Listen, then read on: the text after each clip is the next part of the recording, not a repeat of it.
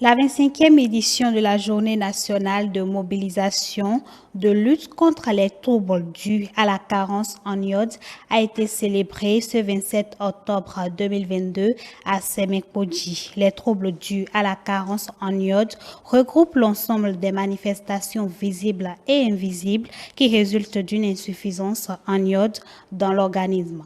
Ainsi, cette journée a lieu pour sensibiliser la population sur la consommation du sel iodé, une célébration qui a connu la présence des représentants du ministère de l'Agriculture, de l'Élevage et de la Pêche, celui de la Santé et des autorités de la ville de Semekpodji, Ruth Runjo, Estelle Vichedo. Vaincre les troubles dus à la carence en iode par la consommation du sel adéquatement iodé, c'est cette thématique qui rassemble collégiens et collégiennes ambassadeurs de la cause. Organisée conjointement par le ministère de l'Agriculture, de l'Élevage et de la Pêche et celui de la Santé, la thématique choisie s'inscrit dans le but de renforcer les moyens d'informer la population sur l'importance de la consommation du sel iodé pour la santé. Stratégie d'intensification de la sensibilisation de la population pour l'adoption de bonnes pratiques d'utilisation du sel adéquatement iodé, qui est le seul gage pour prévenir la survenue des troubles et conséquences liées à la carence en iode. En effet, selon les enquêtes nationales, la proportion de ménages disposant de sel adéquatement iodé est passée de 39% en 2014 à pratiquement 90% en 2018, approchant ainsi le niveau de disponibilité requis et recommandé par l'OMS.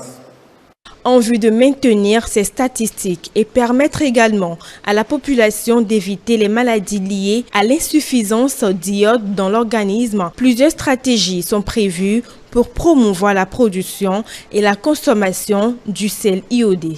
Sensibiliser les salpitrices à ioder correctement le sel localement produit. Impliquer tous les élus locaux dans la promotion du sel iodé. Sensibiliser les vendeurs du sel à adopter de bonnes pratiques de conservation et de manipulation du sel iodé. Contrôler les entrées du sel par les frontières terrestres du Bénin. Vérifier régulièrement la présence d'iode dans le sel à tous les niveaux.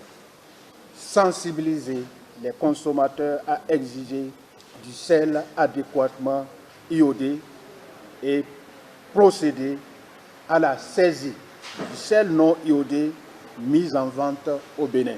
Tout en rappelant le processus de production de ce sel, le président de l'association des producteurs du sel iodé de Semekpodji exhorte toute la population à sa consommation. La technique dans le détail consiste à prélever l'eau de mer par des bras valides, qui est une eau chargée de sel qu'on met sur des bâches, dans un bassin, des bâches noires étanches qui sont étalées au soleil dans le bassin. Et sous l'effet d'évaporation, l'eau s'évaporant laisse au fond des bâches le sel qui est recueilli et séché.